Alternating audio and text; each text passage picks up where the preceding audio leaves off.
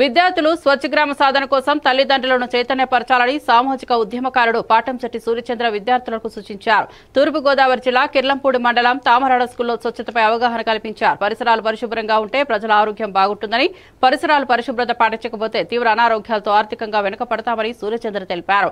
CM Chandrababu పిలుపు మేరకు ప్రతి ఒక్కరూ స్వచ్ఛ గ్రామ సాధన కోసం కృషి చేయాలని కోరారు.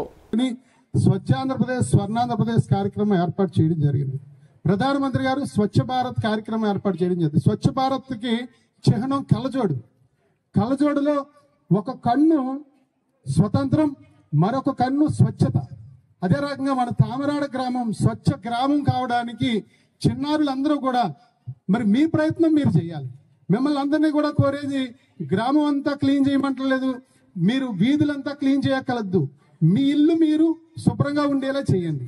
మీ ఇంట్లో తడి చెత్త పొడి చెత్త విడదీసి పంచాయతీ రిక్షాకు అందించే విధంగా మీరు ఏర్పాటు చేయండి. అంతే మీరు చేసేది.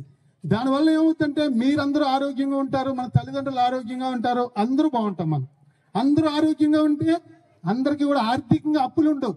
ఈరోజు సగం డబ్బంతా కూడా మనకి మందులుగా అయిపోతుందా? ప్రతి ఒక్కరు ఆలోచించండి. మందులు వేసుకునే వాళ్ళు ఎవరినో ఉన్నారో మన ఇంట్లో?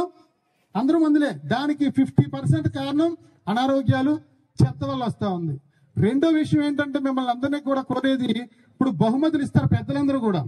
బహుమతులు ఎవరికి ఇస్తారు? సాధారణంగా అన్ని గ్రామాల్లో కూడా క్లాస్ 1, 2, 3 వచ్చిన వాళ్ళకి బహుమతులు ఇస్తారు.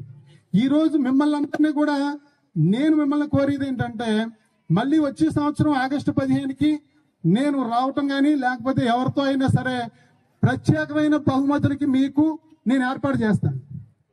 ప్రతి సంవత్సరం ఆగస్టు 15కి ప్రత్యేకమైన బహుమతులు అంటే పెద్దలందరూ మీకు ఇచ్చేది క్లాస్ 1, 2, 3 ప్రైజులు ఇస్తారు. నేను ఇచ్చేది మీకు చాలా, మీరు క్లాస్ 1, 2, 3 రావడానికి అందరికీ రావు, తక్కువ మందికి వస్తాయి. కానీ నేను చెప్పేది ఏంటంటే